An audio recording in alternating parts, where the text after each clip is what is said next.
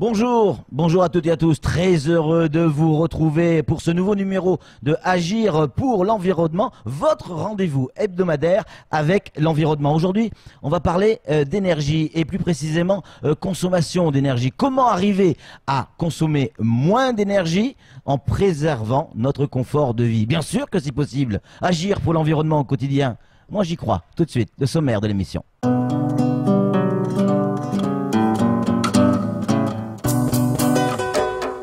Aujourd'hui, dans ce nouveau numéro d'APE, nous allons tenter de comprendre comment faire au quotidien des économies d'énergie pour préserver nos ressources naturelles tout en maintenant notre confort de vie. Nos équipes sont parties à la rencontre de ceux qui se sont déjà lancés dans l'aventure pour nous accompagner tout au long de cette émission des professionnels du secteur de l'énergie à Mayotte.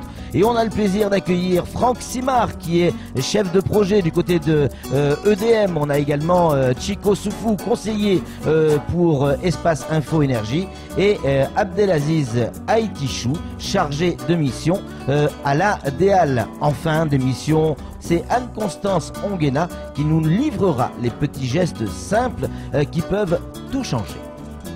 La consommation d'énergie à Mayotte augmente tous les ans, environ 8%, en raison du nombre de personnes qui vivent sur l'île. Évidemment, ça c'est une certitude, mais il y a aussi la cause de l'évolution de notre mode de vie. Forcément, on consomme plus. On a peut-être un ou deux téléphones portables en plus qu'on laisse brancher. On a peut-être un ou deux ordinateurs, une ou deux télévisions que l'on laisse brancher. Alors comment réduire notre consommation? Comment réduire nos consommations sans changer nos modes de vie? Quelques gestes simples au quotidien pour faire évoluer tout ça. Comment s'engager durablement? Nous sommes allés sur le terrain pour tenter de répondre à toutes ces questions, car il y a des gens qui se sont déjà lancés dans l'aventure. Une enquête à découvrir tout de suite, une enquête réalisée par Pierre Bellucci, Adèle Laurent, Leslie Vimenet et Abbas Alidi.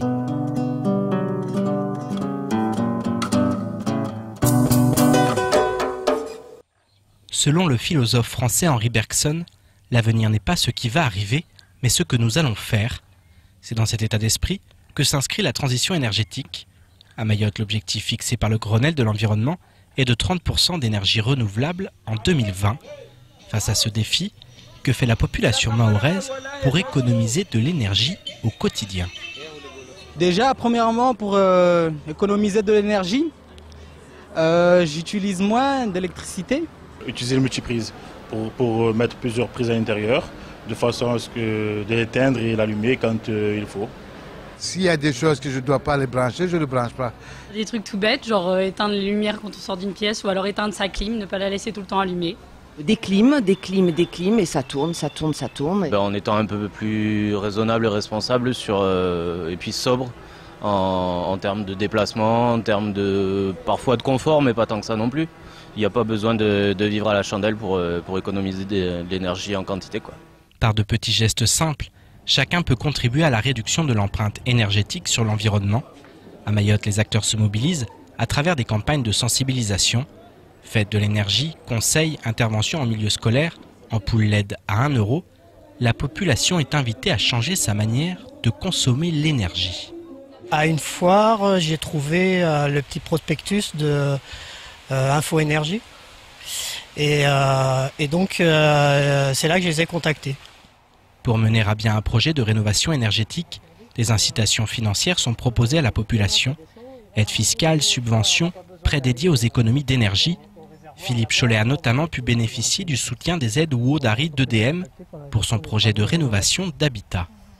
Il y a un total de 10 000 € avec une aide d'EDM qui se lève à 3 000 €. Isolation des murs et des planchers, chauffe-eau solaire, équipement de ventilation, de nombreuses installations se développent pour réduire la consommation d'énergie à Mayotte. Pour sa part, Philippe Cholet a opté pour une couverture performante qui lui permet de gagner en confort thermique. On a doublé la toiture en tôle, donc il y a une deuxième tôle dessus qui est isolée. Et il y a la laine de verre qui est posée sur le faux plafond. Grâce à la tôle qu'on a laissée et à l'air qui circule, si on touche en dessous, voilà, il n'y a pas de chaleur. Réduire la consommation d'énergie des logements est un enjeu majeur dans de nombreux pays et sous toutes les latitudes. En réduisant son empreinte énergétique, on diminue les émissions de gaz à effet de serre et participe à la lutte contre le changement climatique, à une heure où cette notion fait l'objet d'une réflexion commune à l'échelle planétaire.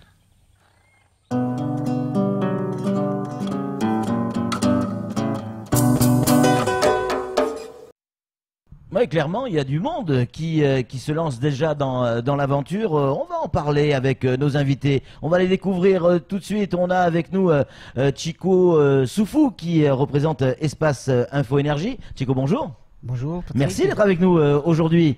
On a également Abdelaziz Haïtichou qui est avec nous, qui représente la DEAL. Abdel, bonjour. Bonjour Patrick, bonjour à tous. Et puis on a Franck Simard pour EDM. Franck, bonjour. Bonjour et merci pour l'invitation. Avec grand plaisir, c'est nous qui vous remercions d'avoir accepté notre invitation. Messieurs, pourquoi c'est important, à Mayotte plus qu'ailleurs peut-être, d'économiser sa consommation d'énergie? Allez, Abdel, avec vous. Alors, ce qu'il faut bien comprendre, c'est que l'énergie, il faut la considérer comme une ressource qui est finie. C'est-à-dire que si on continue comme ça, à terme, on risque de ne plus avoir d'énergie. Donc, à partir de là, en tout cas, celle qu'on utilise aujourd'hui. Celle qu'on utilise aujourd'hui. Voilà. Donc, il faut se réorienter vers une consommation qui est efficace, avec un principe du consommer mieux et consommer moins. Donc, avec ce principe-là, on fait des économies d'énergie. D'abord pour économiser sa facture, hein, soyons aussi terre à terre, et puis aussi pour protéger notre environnement. Ça, c'est très important parce que c'est une conséquence directe.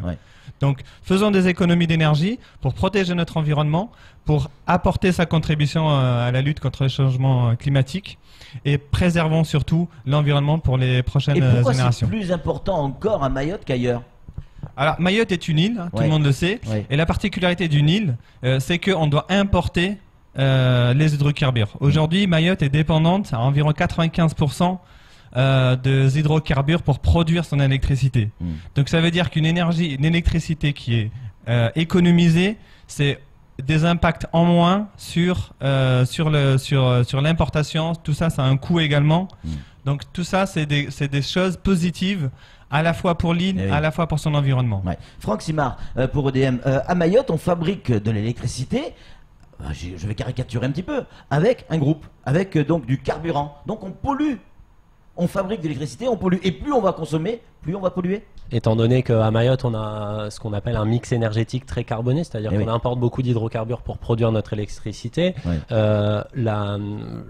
En général, les gens pensent d'abord aux énergies renouvelables, mais il faut savoir que ce n'est qu'un palliatif et la meilleure économie d'énergie étant celle qu'on ne consomme pas. Forcément. Il est bien sûr dans l'intérêt du territoire. C'est pour ça que l'ADEAL et EDM, en tout cas, sont convaincus et sont là aujourd'hui pour parler d'économie d'énergie et de consommer mieux notre énergie et de manière la plus efficace possible. Abdelaziz, pourquoi l'État s'intéresse à ce sujet? Pourquoi l'État s'intéresse à réduire notre consommation? Ça fait plusieurs années qu'on prend conscience petit à petit des effets du changement climatique et surtout de l'adaptation à ce changement climatique. Donc aujourd'hui, quand on conçoit des bâtiments, quand on conçoit des infrastructures, elles nous coûtent plus cher, faut le dire, hein, elles nous coûtent plus cher parce qu'on doit s'adapter à des vents plus forts, à des hauteurs d'eau plus importantes, à des risques plus importants.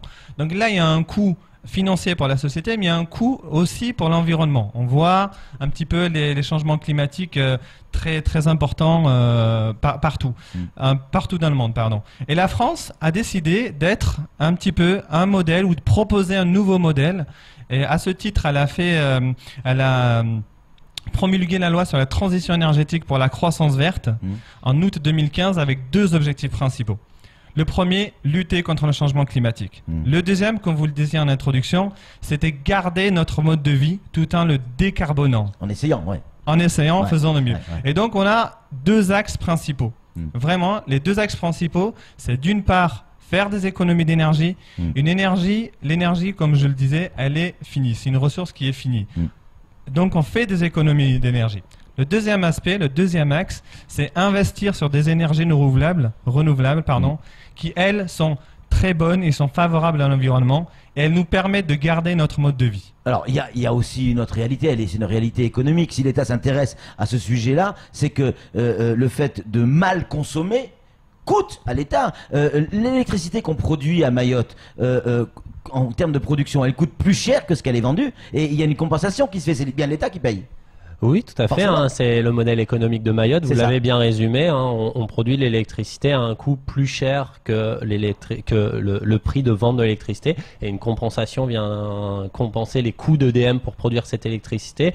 Et donc, il est intéressant pour l'État et pour la collectivité, pour tout le monde, que ces coûts se réduisent. Et donc, nous, l'intérêt d'EDM, c'est bien sûr pas de vendre de plus en plus d'électricité. C'est simplement d'assurer que tout le monde ait de l'électricité, mais que tout le monde en consomme le moins possible. Et forcément, et pour que ça coûte moins cher à tout le monde. À commencer par nous, avec notre propre facture. Qu'est-ce que fait l'État sur son propre patrimoine? Il y a toujours des questions pièges sur APE. L'État a plusieurs leviers pour réduire sa propre consommation. Tout d'abord, il faut connaître sa consommation, connaître son empreinte carbone pour pouvoir faire des actions. Donc c'est parfois des actions très simples. Quand on va en pause déjeuner, on éteint la climatisation. Quand on est hors du bureau, on éteint la lumière en début de matinée ou tard le soir. Quand on sort à l'extérieur, on éteint son ordinateur. Voilà, on s'équipe en équipement énergivore. Et on le débranche peut-être aussi. Et parfois, il est très utile de débrancher également, tout à fait. Et donc, et ainsi de suite. C'est-à-dire qu'on peut, par exemple, faire du covoiturage. Toujours, on réduit notre empreinte carbone. On peut investir dans une mobilité propre. Donc, soit faire du vélo électrique, des véhicules électriques, pourquoi pas. Et donc, c'est toutes ces petites actions-là qui au final nous font des grosses économies quand on prend toutes ces économies sur une durée d'une année par exemple. L'État est présente en termes d'aide pour les entreprises qui ont de vrais projets. Je sais qu'il y a un projet au niveau du port, un gros projet. Vous pouvez nous en parler un petit peu ? Alors l'État effectivement est présent au travers de différents leviers. Les subventions par exemple, l'État accompagne les entreprises, notamment les entreprises locales. Tout à l'heure on a parlé de contributions pour équilibrer tout le système. Ensuite, le projet au port, il consiste, donc Monsieur Simard l'a rappelé, l'électricité est produite à partir des moteurs. Donc ces moteurs-là, comme pour les moteurs de voitures, voitures particulières, elles ont besoin d'eau pour refroidir le moteur et elles émettent des gaz d'échappement. Donc l'idée, c'est de récupérer la chaleur, soit de l'eau qui permet le refroidissement du moteur, donc à la sortie l'eau est chaude et à la sortie des cheminées les gaz sont également chauds. Donc le principe c'est étudier la faisabilité technique, économique et financière pour récupérer la chaleur et on a 3 options pour utiliser cette chaleur. La première option ça consiste à produire du froid, donc on peut produire de la climatisation. Donc cette climatisation qui vient de la chaleur fatale, c'est-à-dire de la chaleur qui partirait dans l'environnement, on la récupère pour faire du froid, ou bien on peut la récupérer pour dessaler l'eau de mer. Donc là, on apporte une prestation supplémentaire pour répondre aux besoins en eau potable de la population, et on peut également l'utiliser pour produire de l'électricité. Est-ce que tout ça, c'est du virtuel, c'est de la théorie, ou est-ce qu'on va le voir tout ça un jour? Parce que là, c'est du projet, voilà, pour nous, ça reste encore de la théorie. Alors, pour l'instant, c'est effectivement en phase d'étude. Néanmoins, et là, je veux vraiment insister sur ce point, les projets se réalisent. Il faut savoir que la PPE, on a commencé à travailler fin 2015, et là, on a déjà des projets qui se mettent en place.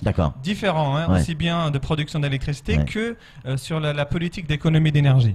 Alors là, on parlait, Franck Simard, on parlait effectivement des entreprises, mais chez le particulier, il y a aussi moyen d'économiser et il va falloir faire des travaux. Oui, tout à fait. Donc, côté EDM, nous, on conseille déjà nos clients de différentes façons. Le premier, c'est de promouvoir les éco-gestes à travers un certain nombre de campagnes de communication. On vient de parler dans le cadre de cette émission d'un certain nombre d'éco-gestes et Madame Onguenard reviendra sur les principaux en fin d'émission. On accompagne aussi et on lance régulièrement des campagnes de communication. L'une va bientôt arriver concernant les chauffe-eau solaires. Et enfin, je finirai par vous dire que on espère bien en juin ou au plus tard en septembre lancer une offre auprès des particuliers pour que lorsqu'ils se rendent au siège EDM, que tous nos conseillers soient formés et puissent prodiguer des conseils adaptés à chacun, adaptés à chaque maison, adaptés à chaque cas particulier et on pourra faire des conseils personnalisés aux Mahorais lorsqu'ils se rendront auprès de nos conseillers clientèle à EDM. Vous aviez lancé à une époque, on s'en souvient tous, ces fameuses ampoules à 1 euro. Ça avait cartonné l'histoire. L'opération ampoule, elle continue. On en avait distribué donc des ampoules LED. On en avait distribué à peu près 50 000 en 2016 et on va en distribuer 60 000 là. Ils sont en cours de distribution entre fin 2017 début 2018. J'aimerais ajouter que pour EDM, la priorité c'est bien de traiter les apports thermiques, donc les apports de la chaleur du soleil pour pas qu'elle rentre dans la maison. Pour éviter de consommer de la clim, du ventilateur. C'est ça. Donc on encourage les Mahorais et on finance et on subventionne les travaux d'isolation, les travaux de pose de tôles performantes et même des peintures thermoréfléchissantes qui en fait reflètent la lumière du soleil. Ensuite, dans un deuxième temps, on vient parler des équipements de la maison et là, EDM est également présent en subventionnant de l'électroménager performant, en subventionnant les chauffe-eau solaires, j'en ai parlé, les ampoules, j'en ai parlé. Actuellement, notre offre phare, c'est celle de la climatisation. Il faut savoir que depuis avril 2015, environ 5000 climatisations ont été remplacées en faveur de climatisation A++, donc de climatisation performante, qui réduisent les consommations jusqu'à 30%. Alors, elles coûtent plus cher, mais justement, avec la subvention d'EDM, on arrive à des coûts qui sont sensiblement équivalents, ou en tout cas pour lesquels l'économie d'énergie générée sur la facture permet de rentabiliser le surinvestissement en 1 ou 2 ans pour le particulier. Vous parliez tout à l'heure de l'espace info énergie. Alors, c'est un hasard, il est avec nous sur le plateau. Évidemment, c'est Chico Soufou. Chico, bonjour. Bonjour. Espace Info Énergie, c'est quoi? Ça fonctionne comment? Alors, tout d'abord, l'espace Info Énergie, c'est une initiative de l'ADEME, l'Agence de l'environnement et de la maîtrise de l'énergie. Donc, c'est en gros un réseau de 250 agences qui existent un peu partout à Métropole et dans les dom-toms. Donc, généralement, l'ADEME s'associe avec que ce soit l'État ou les collectivités disponibles sur un territoire. On a la chance ici à Mayotte d'être en partenariat avec donc du coup la DEAL, EDM du coup qui subventionne également cet espace Info Énergie. Et elle est également portée par une association, les naturalistes de Mayotte. D'accord. Voilà. D'accord. Donc globalement, l'espace Info Énergie a pour mission de conseil, d'information et d'accompagnement auprès du grand public, auprès du grand public, des particuliers. Donc vous baladez dans les villages, vous allez balader façon de parler, hein, et vous allez à la rencontre de la population en fait. Hein. Voilà, on doit aller à la rencontre de la population pour les conseiller directement comment réduire sa facture d'électricité pour justement préserver l'environnement. Alors justement, prenons un exemple. Tiens, la mienne, ma facture, à moi, elle augmente tous les ans. Des fois je me dis on doit me piquer de l'électricité ou il y a d'autres raisons. Pourquoi ma facture elle augmente tous les ans? Est-ce que c'est parce que l'électricité coûte plus cher ou c'est moi qui consomme mal? Alors ça peut être au niveau du particulier qui consomme mal puisqu'il y a le niveau de vie qui augmente. Donc automatiquement il va y avoir une surconsommation. Et puis il y a aussi des fameux éco-gestes à adopter à la maison, avoir une bonne éco-attitude chez soi pour pouvoir réduire sa facture d'électricité. Et du coup il y a aussi est-ce que chez vous vous avez réalisé des travaux par exemple ou pas. Tout ça peut générer justement une surconsommation d'électricité. D'accord. Est-ce que pour consommer moins, on a bien compris ce que nous expliquait Franck tout à l'heure, je peux investir, faire des travaux, etc. J'ai bien compris, mais j'ai pas d'argent. J'ai pas les moyens d'investir. Ça veut dire quoi? Que moi je suis condamné, parce que j'ai pas les moyens, je suis condamné à payer des factures tous les ans plus chères? Alors, je dirais pas qu'on est condamné à payer des factures plus chères, puisque ça dépend aussi du mode de vie. Si on n'a pas les moyens d'investir, à ce moment-là, c'est tout simplement les éco-gestes qui permettront justement de faire des économies d'énergie. Voilà. Ça, c'est plutôt une bonne idée. Bon, il n'y a pas de moyens, on n'a pas d'argent, on le fait à l'ancienne, c'est-à-dire que on consomme moins. Est-ce qu'on a le droit, messieurs, d'y croire? Est-ce qu'on a le droit de croire qu'on peut arriver à faire baisser, pas que ma facture, mais la consommation d'énergie à Mayotte? Est-ce qu'on a le droit de croire un jour qu'à Mayotte, on pourra avoir des entreprises qui seront totalement autonomes en énergie?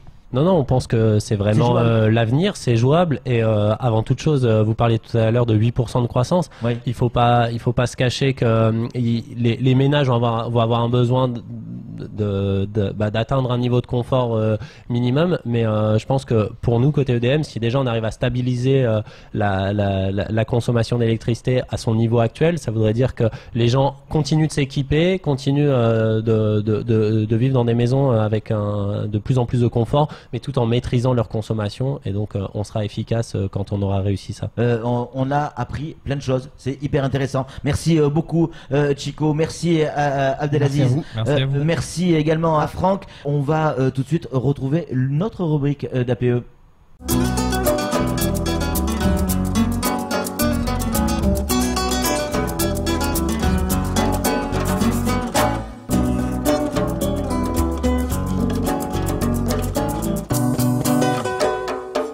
Constance, bonjour. Bonjour Patrick. Merci encore une fois d'être avec nous. On en a pris l'habitude. Maintenant, on a plein de petites questions. Vous avez plein de petits tuyaux à nous donner avec les fameux gestes des châtis, c'est ça, hein? Est-ce que vous savez quel est l'appareil qui consomme le plus dans une maison? Ah, je sais pas, je dirais mon fer à repasser. Non, le climatiseur. Le climatiseur. Oui, et si c'est un climatiseur de catégorie A, il vous coûtera jusqu'à 280 € par an pour 5 heures d'utilisation par jour, ce qui fait même pas une nuit en fait. Ah oui, c'est très cher. C'est très très cher, c'est ce qui coûte le plus cher, le climatiseur. Alors, et le brasseur d'air, ce qu'on appelle le ventilateur? Il va consommer jusqu'à 50% de moins d'électricité que ce fameux climatiseur dont on parlait, et ça peut générer une économie pouvant aller jusqu'à 140 € par an sur la facture, ce qui est quand même significatif. Oui, c'est-à-dire que ça a un résultat, une incidence sur notre facture directement. Ah, directement. Ouais. Et quand vous mixez le ventilateur et le brasseur d'air, vous économisez encore davantage. Franck Simard nous parlait tout à l'heure du chauffe-eau solaire. Pourquoi c'est important de faire installer son chauffe-eau solaire? Je prends un exemple d'un chauffe-eau solaire de 300 litres, donc c'est déjà un ballon familial. Il va vous permettre d'économiser jusqu'à 115 € par an sur votre facture. Donc si on ajoute le climatiseur, le brasseur d'air, le chauffe-eau solaire, on récupère quand même du pouvoir d'achat pour faire autre chose. À ce rythme, c'est EDM qui va me devoir de l'argent. Hein. Non, mais c'est clair, c'est tous ces petits gestes qui peuvent faire que, effectivement, on va diminuer notre consommation. Les ordinateurs, au quotidien, ordinateurs, téléphone, ça aussi, on peut jouer là-dessus. Ah ben complètement. Et moi, ça m'a beaucoup bluffé quand j'ai préparé cette émission. Et c'est déjà un éco-geste que j'ai adopté, pardon. Quand vous faites fonctionner votre ordinateur 8 heures par jour, donc on va dire que c'est un temps minimum de travail quotidien, vous allez à peu près consommer 45 € par an d'électricité. Si vous le laissez en veille le reste de la journée, ce que moi je faisais, je consomme 30 € par an d'électricité. Pour rien donc. Pour rien, et c'est quasiment à peu près le même prix. Donc du coup, depuis, je l'éteins et je vais continuer à l'éteindre parce que à la fois, c'est inutile de le laisser en veille en fait, tout simplement. On a rendez-vous avec Echati maintenant, Anne-Constance Echati qui va nous livrer plein de petits secrets cette semaine. Oui, elle en a 5 pour nous, Echati. Ah, on vous écoute. Voilà. Alors le premier, c'est d'utiliser des ampoules basse consommation. Franck en a parlé tout à l'heure. Elles vont nécessiter jusqu'à 4 à 5 fois moins d'énergie qu'une ampoule classique, une ampoule standard. 4 à 5 fois moins d'énergie. C'est celle-là, on peut la montrer. C'est celle-là, elle consomme beaucoup moins. C'est des ampoules LED. Hein. Et elle coûte plus cher que les autres? Maintenant, significativement, ce n'est plus significatif. En revanche, elles sont plus solides, donc on les change moins souvent. Donc au final, ça coûte moins cher. Encore un secret d'Echati. J'éteins mon téléviseur, j'éteins ma Chanifi, j'éteins mon ordinateur, on en a parlé. J'éteins tous les appareils électriques que je n'utilise pas, parce que si je le fais correctement, j'ai 10% de ma facture d'électricité annuelle qui disparaît. Quand vous dites j'éteins, c'est-à-dire que je mets sur veille ou je débranche? Non, j'éteins, je n'appuie pas sur veille, j'appuie sur l'interrupteur marche-arrêt. Et donc... par exemple, la télé, on le fait tous. Oui. On est sur son canapé, on est éteint avec la télécommande, lit, on a fini, on veut dormir ou faire autre chose. Hop, on appuie sur le bouton alors qu'il faudrait se lever et appuyer sur l'interrupteur. Et on fait encore des économies. Et on fait 10% d'économie sur sa facture. On fait bouillir l'eau, ce qu'on fait tous, avec une casserole, mais on la couvre, ça bout plus vite, donc on consomme moins d'énergie. On lave ses vêtements à 30 degrés plutôt qu'à 60. Déjà, ça lave aussi bien? Oui. Et puis on n'utilise pas de sèche-linge à Mayotte parce que je crois que c'est clairement inutile. Il fait suffisamment chaud pour qu'on puisse faire sécher son linge. Difficile à dire. Oui, faire sécher son linge sans sèche-linge. Merci beaucoup Anne-Constance Onguena pour tous ces petits conseils. C'est déjà la fin de ce APE consacré à l'énergie et notamment à la consommation d'énergie. Il y aura encore des tas de choses à dire sur ce sujet. On en refera d'autres, c'est promis. Nous on se retrouve la semaine prochaine sur la même chaîne de télévision à peu près à la même heure avec un nouveau sujet. Salut.